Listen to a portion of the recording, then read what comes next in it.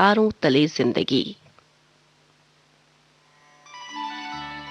तारों तले जिंदगी इस सीरीज में हम आपके लिए लेकर आए हैं हिंदी साहित्य जगत की कुछ चर्चित कहानियों और उपन्यासों पर केंद्रित रेडियो नाट्य वाचन। आइए सुनते हैं मुंशी प्रेमचंद की कहानियों का रेडियो नाट्य वाचन। वाचन स्वर और प्रस्तुति काजल सूरी की है। कहानी अनाथ लड़की।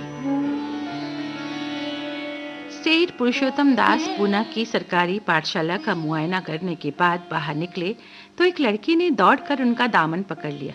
सेठ जी रुक गए और मोहब्बत से उसकी तरफ देखकर पूछा, तुम्हारा नाम क्या है? लड़की ने जवाब दिया, रोहिणी। सेठ जी ने उसे गोद में उठा लिया और बोले, तुम्हें कुछ इनाम मिला? लड़की ने कहा, तुम चले जाते हो तो मुझे रोना आता है, मुझे भी साथ ले चलो ना। सेठ जी ने हंसकर कहा, मुझे बड़ी दूर जाना है, तुम कैसे चलोगी? रोहिणी, तुम जहां जाओगे ना मैं भी साथ चलूंगी, मैं तुम्हारी बेटी हूं ना। मदरसे के अफसर ने आगे बढ़कर कहा, इसका बाप साल भर हुआ रहा नहीं, माँ कपड़े सीती है, बड़ी मुश्किल से गुजारा होता है। सेठ जी के स्वभाव में करुणा बहुत थी। ये सुनकर उनकी आंखें भर आई। उन्होंने सोचा, इस नन्हे से दिल में ना जाने क्या अरमान होंगे, और लड़कियां अपने खिलौने दिखाकर कहती होंगी, ये मेरे पिता ने दिया है। अपने पिता के साथ मेले जाती होंगी। ये बातें सुनकर इस भोली लड़की की ये ख्वाहिश होती होगी कि मेरे भी पिता होते। सेठ जी ने रोहिणी को प्यार से गले लगाकर कहा, अच्छा, मैं तुम्हें अपनी बेटी बनाऊंगा, लेकिन खूब जी लगाकर पढ़ना। अब छुट्टी का वक्त आ गया है, मेरे साथ चलो, तुम्हें घर पहुंचा दूं। ये कहकर उन्होंने रोहिणी को अपनी गाड़ी में बिठा लिया। सेठ जी ने रोहिणी को बाजार की खूब सैर कराई, कुछ उसकी पसंद से, कुछ अपनी पसंद से बहुत सारी चीजें खरीदी। यहाँ तक कि रोहिणी बातें करते करते कुछ थक गई और खामोश हो गई। उसने इतनी चीजें देखी और इतनी बातें सुनी कि उसका जी भर गया। शाम होते होते रोहिणी के घर पहुंची। मोटर से उतरकर रोहिणी को अब आराम मिला। दरवाजा बंद था। उसकी माँ किसी के घर कपड़े देने गई थी। रोहिणी ने अपने तोहफों को उलटना पलटना शुरू कर दिया। तोहफे देखकर खुशी से फूली न समाती थी।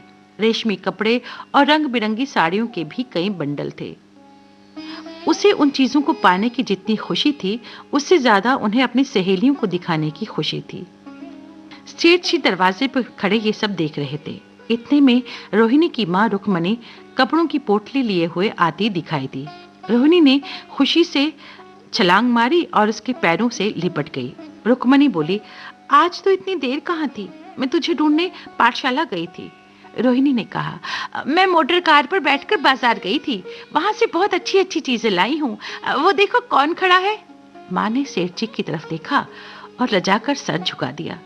बरामदे में पहुंचकर रोहिणी माँ की गोद से उतरकर सेठ जी के पास गई और अपनी माँ को यकीन दिलाने के लिए भोलेपन से बोली, आप मेरे पिता हो ना? सेठ जी ने उसे प्यार से बोला, हाँ हाँ, तुम मेरी बेटी ही हो। रुक्मणी अब सोच में पड़ी कि मैं क्या खातिर करूं। उसने सेठ जी का नाम सुना था। इतने में सेठ जी ने ऊंची आवाज में कहा, अब बाई जी, अब मैं चलता हूँ, मुझे अभी यहाँ बहुत काम करना है। मेरी रोहिणी को कोई तकलीफ ना हो। मुझे जब भी मौका मिलेगा मैं इसे देखने आऊंगा, और उसे पालने पोसने का काम मेरा है। मैं उसे बहुत खुशी से पूरा करूंगा। उसके लिए अब तुम कोई फिक्र मत करो। ये कहकर उन्होंने अपना खूबसूरत बटुआ निकाला और रुक्मणी के सामने रख दिया। गरीब औरत की आंखों में आंसू आ गए। आज बहुत दिनों के बाद एक सच्चे हमदर्द की आवाज उसके कानों में सुनाई दी। जब सेठ जी चले तो उसने दोनों हाथों से प्रणाम किया। 1 महीने के बाद सेठ पुरुषोत्तम दास ने रोहिणी के लिए फिर से तोहफे और रुपए रवाना किए। बेचारी विधवा को उनकी कृपा से जीविका की चिंता से छुट्टी मिली। वो भी रोहिणी के साथ पाठशाला जाती और दोनों माँ बेटी एक ही दर्जे में एक साथ पढ़ती। लेकिन रोहिणी का नंबर हमेशा माँ से अव्वल आता। सेठ जी जब पूना की तरफ से निकलते थे तो रोहिणी को देखने जरूर आते। उनका आगमन उसकी खुशी और मनोरंजन के लिए महीनों का सामान इकट्ठा कर देता। सेठ जी के बड़े बेटे नरोत्तम दास कई साल तक अमेरिका और जर्मनी की यूनिवर्सिटियों में इंजीनियरिंग विभाग में कमाल हासिल करके वापस आए थे।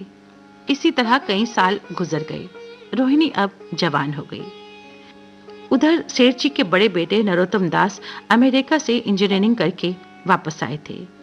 अमेरिका के एक अखबार ने एक हिंदुस्तानी नौजवान की शानदार कामयाबी पर एक बहुत बड़ा लेख भी लिखा था। उसका स्वागत करने के लिए सेठ जी ने बंबई में एक बड़े जलसे का आयोजन किया। इस उत्सव में शरीक होने के लिए दूर दूर से लोग आए थे और रोहिणी को सेठ जी ने विशेष रूप से आमंत्रित किया था। इस जलसे में ठीक समुद्र के किनारे एक हरे भरे सुहाने मैदान में एक लंबा चौड़ा शामियाना लगाया हुआ था। बहुत सारे लोग इस जलसे में भाग लेने आए हुए थे। रोहिणी ने इस जलसे में अपनी मंडली के साथ देश प्रेम में डूबा हुआ गीत गाना शुरू हुआ। सारे लोग उसकी सुरीली आवाज सुनकर बिल्कुल शांत थे। गाने के बाद विभिन्न संस्थाओं की तरफ से अभिनंदन पेश हुए और तब नरोत्तम दास लोगों को धन्यवाद देने के लिए खड़े हुए। जब जलसा खत्म होने लगा तो रेशमी हार जो पाठशाला की तरफ से भेजा गया था मेज पर रखा हुआ था। उसे हीरो के गले में कौन डाले? प्रेसिडेंट ने महिलाओं की पंक्ति की तरफ नजर दौड़ाई तो उनकी आंख रोहिणी पर ठहर गई। उन्होंने इस काम के लिए रोहिणी को चुना।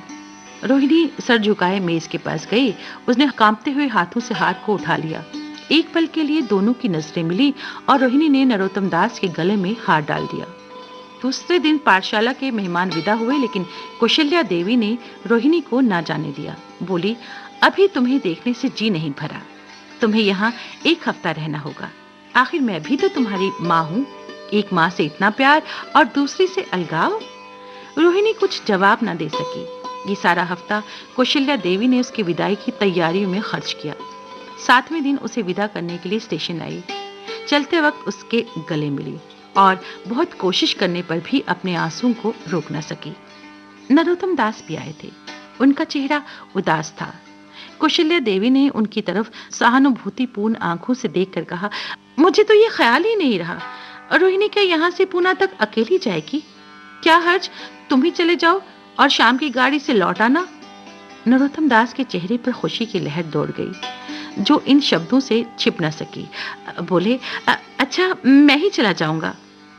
वो इस फिक्र में थे कि देखें विदाई की बातचीत का मौका भी मिलता है या नहीं। अब वो खूब जी भरकर अपना दर्द दिल सुनाएंगे। रुक्मणी को अब रोहिणी की शादी की फिक्र होने लगी। पड़ोस की औरतों में इसकी चर्चा होने लगी कि लड़की सयानी हो गई है और अब इसका ब्याह हो जाना चाहिए। रोहिणी को बंबई से लौटे महीना भर हो चुका था। एक दिन वो पाठशाला से लौटी तो उसे अपनी अम्मी की चारपाई पर एक खत पढ़ा हुआ मिला। रोहिणी पढ़ने लगी। लिखा था, बहन, जब से मैंने तुम्हारी लड़की को बंबई में देखा है मैं उस पर रीझ गई हूँ। अब उसके बगैर मुझे चैन नहीं। क्या मेरा भाग्य ऐसा है कि वो मेरी बहू बन सके? रोहिणी गालों पर हाथ रखकर सोचने लगी। नरोत्तम दास की तस्वीर उसकी आंखों के सामने आ खड़ी हुई। उसने एक ठंडी सांस ली और चारपाई पर लेट गई। शादी की तैयारियां शुरू हो गई। आज रोहिणी की शादी का दिन था। दूल्हा आया और उसे देखकर सब लोग हैरान हो गए। दूल्हा सेठ जी का बेटा नरोत्तम दास था। शादी की रस्में खत्म हो गई तो सेठ जी दम लेने के लिए बगीचे में जाकर एक बेंच पर बैठ गए। ठंडी ठंडी हवा चल रही थी। उसी वक्त रोहिणी उनके पास आई और उनके पैरों से लिपट गई। सेठ जी ने उसे उठाकर गले से लगा दिया और बोले, क्यों, अब तो तुम मेरी अपनी बेटी हो गई ना। कहानी अनाथ लड़की। तारों तले जिंदगी इस सीरीज में अभी आप सुन रहे थे मुंशी प्रेमचंद की कहानियों पर आधारित रेडियो नाट्य वाचन स्वर और प्रस्तुति काजल सूरी की थी।